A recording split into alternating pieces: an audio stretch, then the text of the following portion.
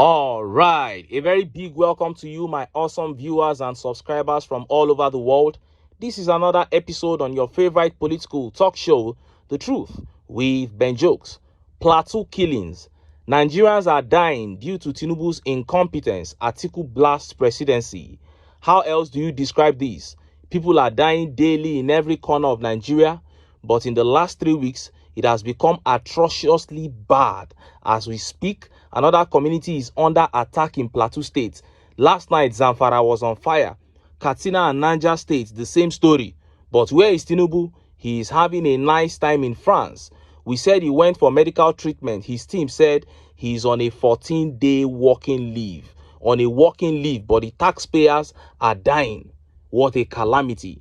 TINUBU hasn't said a word on the Plateau killings. Shetima doesn't think he should visit the state, even as pretense, even if not to pretend, just go there. But he hasn't gone. Peter Obi is the only notable figure that has visited the state. And instead of doing the same thing, Governor of Benue State, fake Reverend Father Alia, was contracted to stop Obi from visiting IDP camps in Benue State. What a shame. And few hours ago, another brutal attack took place in Benue State. The APC governor, fake Reverend Father Alia, continues to lie about insecurity in the state, but the killer headsmen continue to attack. And just as Nigerians were yet reacting to that, update from Sultan of Sokoto began making the rounds. The Sultan attacks the TINUBU regime over the incessant killings in Nigeria, and his attack has generated heavy reactions from Nigerians. Before I show you details of these top stories and how Nigerians reacted, let me quickly show you these videos. In this first video here, the interviewee is completely disinterested in talking about insecurity in Nigeria. He says the people in charge know what to do, and if they are not doing it, there is no point in continually talking about it. See the video. Who told us? A governor won't tell us, Kawu Baraje, how they imported the terrorists all over Africa. To do what exactly down to come here that the jihad have started. The man said it openly now. He was beating his chest before the camera that yes, we imported them. We told them to call that the jihad have started fully in Nigeria. When a man said that thing and this thing is going on and nobody is apprehending them, what other evidence are you looking for? Please let nobody disturb us about this insecurity. We brought them here. So whenever they do the business, you brought them. I don't know why you are complaining. You bring tactical unit to go and tactical unit. The other villages they have occupied, you didn't know when they were occupying those villages, Abi. After all this noise tonight, we die down for 2 or maybe a day or 2. The next time they will strike again, collect more territories. You send tactical. Is it today they will sending tactical teams in Jos, in Plateau or Benue? What was the result? Please, have you heard that they paraded or arrested anybody? They are in the bush.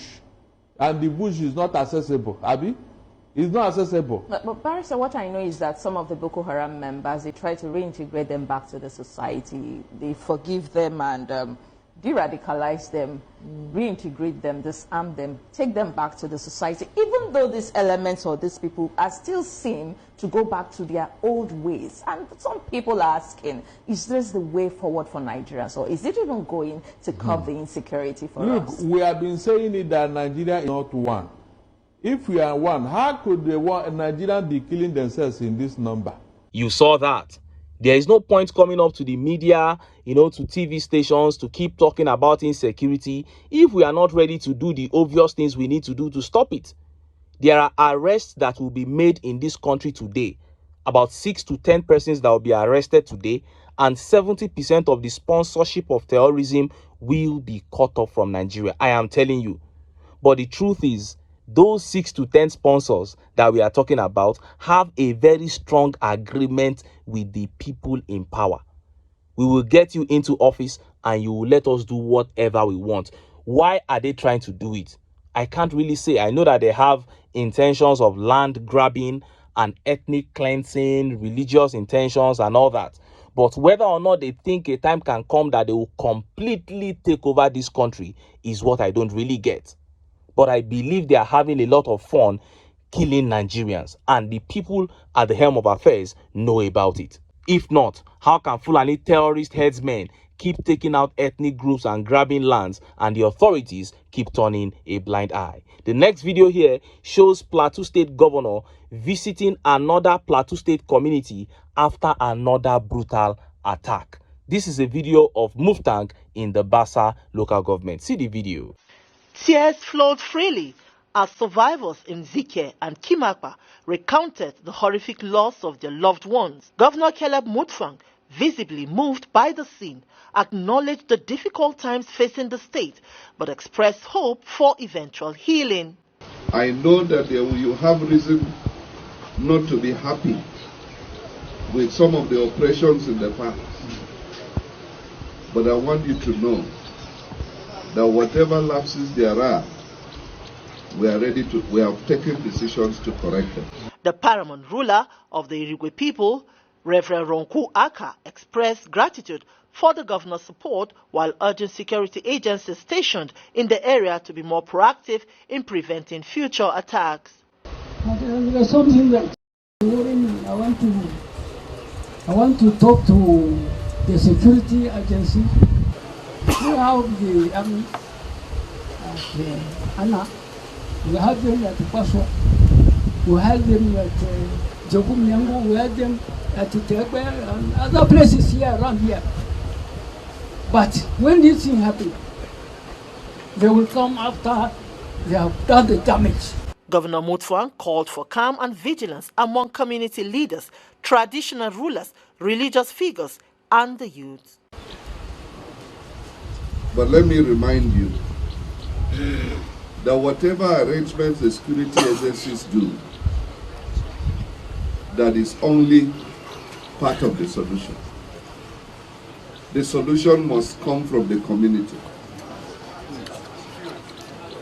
We have come to a point in time in Nigeria where every community must make arrangements to defend itself. The massacres in Zike and Kimakpa represent the latest chapter in a series of brutal attacks plaguing rural communities across Plateau State.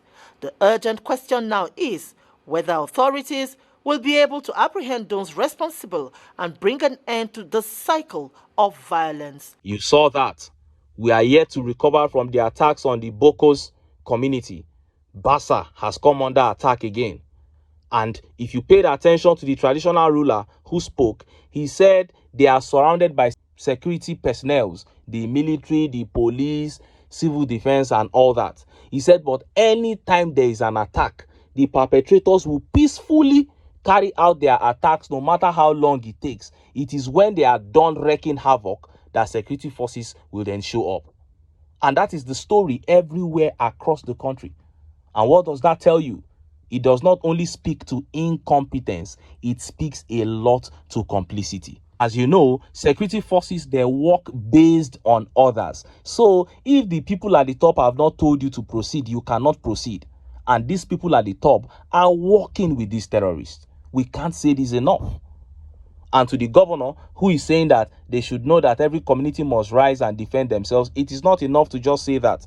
It is you that is the chief security officer of the state who will use the machineries of the state to begin to work on that defense.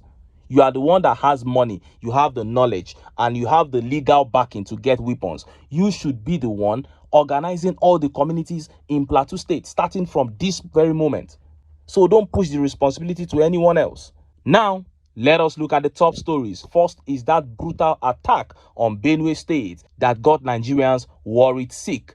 And next is that update coming from Sultan of Sokoto, the Sultan attacking the TINUBU regime for failing brutally in the area of security. Let's start by taking that update from Benue State. Look at how the papers reported it. Armed herdsmen invade another Benue community, kill residents, set houses ablaze, Sahara reporters. Suspected armed herdsmen have launched a deadly attack on Otobi community in Akpa district of Otukpo local government area, Benue State, leaving several residents feared dead and properties destroyed in a fiery onslaught that began at about 5 p.m. on Sunday. It was gathered that the attackers stormed the village unexpectedly, opening fire on residents and setting homes ablaze. Meanwhile, the assault sent hundreds fleeing into surrounding bushes and neighboring communities. A resident, John Ada, who managed to escape, described the situation as horrific. The armed herdsmen invaded Otobi, and those fleeing recovered 3 corpses. But the casualty figure will be far more than that, because they are still shooting and people are fleeing. It is a troubling situation, he told reporters via telephone. Another survivor, Edwin Emmanuel, narrowly escaped with his life. We are under severe attacks by herdsmen. My wife and children are fleeing from the community as I speak. Please call for help, he said in a desperate plea. The attack has sparked fear and chaos across district. Honorable Kennedy Angbo, the lawmaker representing Otukpo Akpa State constituency in the Benue State House of Assembly, confirmed the development, noting that an unconfirmed number of people had been killed. I have received reports from the constituents fleeing the community. They say many have died and the attack is still ongoing. This is a sad moment for our people, and I urge security agencies to respond swiftly, Angbo said. Efforts to reach the Benue State Police Public Relations Officer, SP Catherine Anene, were unsuccessful at the time of filing this report. Benue State has been one of the epicenters of repeated attacks by suspected herders in recent years, with local communities often left devastated and displaced. Benue State Governor, fake ex-reverend father Alia, shame on you. You sold your state to Fulani terrorists, lying to the world that TINUBU has helped you to transform the state. Shame on you. Obi wanted to visit IDP camp in Benue to show love to the displaced persons. You evil governor denied him entry to please your God, TINUBU. Shame on you, ex-fake Reverend Father Alia. Now, what are you going to do? So many people have been displaced again, and you think you can continue convincing the whole world that all these things are not happening? Shame on you, Alia. And look at how Nigerians reacted. Let's take some of the tweet reactions. Anelka here says, Benue State government, you people derive pleasure in stuffs like this. Your governor is an evil man using color, parading himself as a reverend father. Shame on you all. And Victor here says, again, Omo, this isn't ordinary. These guys are on a mission and working on a deadline. These people probably have the backing of the government. I am tired of this country, to be honest. That is it. And Chigoze here says, how many more lives must be lost before this TINUBU government stops treating mass murder like background noise? This isn't insecurity. It is state-enabled terrorism. If leadership can't protect its people, it is complicit. Wow. And just as Nigerians were yet reacting to that update from the Sultan of Sokoto began making the rounds. Look at how the papers reported it. Enough is enough. Sultan-led northern traditional rulers warn TINUBU government over rising killings. Sahara reporters. Northern traditional rulers led by the Sultan of Sokoto Alhaji Muhammad Saad Abubakar III have expressed deep frustration over the unrelenting wave of killings and insecurity ravaging the region. Speaking during the 7th Executive Committee meeting of the Northern Traditional Rulers Council in Maiduguri, the Sultan declared that traditional rulers are more concerned than politicians over the deteriorating situation and called for decisive action from Bola Tinubu-led government. Our coming together as traditional rulers in the north, I believe we have more than 86 in the north. We will speak with one voice to say enough is enough of this senseless killing of innocent people across the north and across the country, Daily Trust quoted the Sultan as saying. He lamented that despite repeated public condemnations of violence, the killings had continued unabated. We have released so many statements of condemnations, but how many times do we need to condemn these killings before our political leaders and security agencies stop or reduce the insecurity in the country to the barest minimum? The Sultan emphasized the emotional toll the violence is taking on traditional leaders. We, the traditional rulers, feel bad and saddened when our people are killed by people we don't know. It is time we worked harder, talked to ourselves, and in closed-door meetings discussed it. We shall advise our political leaders. They are at the helm of affairs, and we will work with them. The meeting themed Enhanced Security as Panacea for Stability and Development of the North was attended by various northern monarchs, political leaders, and top security officials. You heard that. And as expected, this statement was met with a lot of mixed feelings. Many endorsed it, but there were Nigerians who said, Sultan, It is your people, the Fulanis, that are killing all around the country. And some said, you know them. Why can't you call them to order? Well, I am not saying that the Sultan does not know them.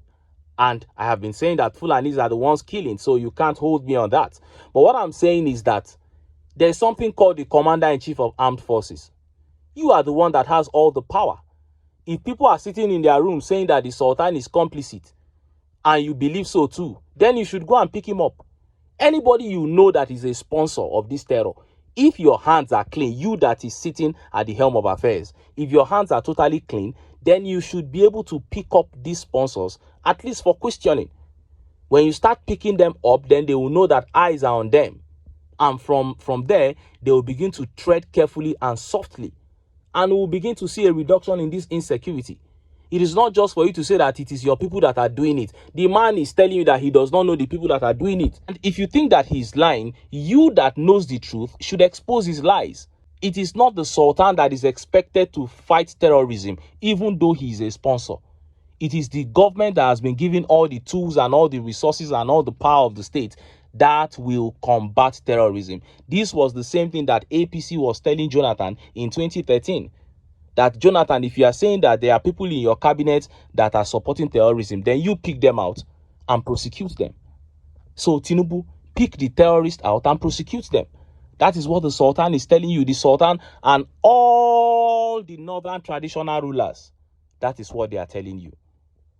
But each time they say things like this, his mind goes straight to 2027, that the North is about to betray him because all he cares about is elections. And Olufemi Ayodele here says, I thought they said TINUBU has done a lot in terms of security. That is it. I thought you guys said he has done a lot. Why are we still having these discussions? Deceiving yourselves. And tourism here says, enough is enough should be our best slogan than tell your papa. We have no business with his son, but to tell TINUBU that his military and the police forces are weak and slow in action. We believe TINUBU is tired and it is reflecting on everything happening in Nigeria. He was tired from day one. He was tired from the very beginning. We saw it during the campaigns. He had nothing left to offer. But Mazi here disagrees with the Sultan. He said, when you bastards imported them to destabilize Jonathan's government, you don't know this will be the end result? In the restaurant called Kama, you don't need to order anything. You are served what you deserve. Well, that is true. The APC brought in all these guys to foment trouble during the Jonathan regime in order to get the man out of power. And the Sultan and all the traditional rulers actually were in on that arrangement. Even those that didn't support it directly knew about it. But what I am interested in is the fall of the APC, as you know. That is what I'm interested in. So this chaos that is going on, because all these northern leaders, northern traditional rulers, I consider them APC members. So this shows serious chaos within the APC. And I hope that this chaos can continue so that the party can disintegrate, so that the agreement that the Southwest APC have with the Northern APC can completely fall apart. And the end product is for us to get rid of the APC. But until then, make I still enter town. Make I go get some ogbonge political news where una go like. Why? Because now because of una. Now I dey here, so don't go away.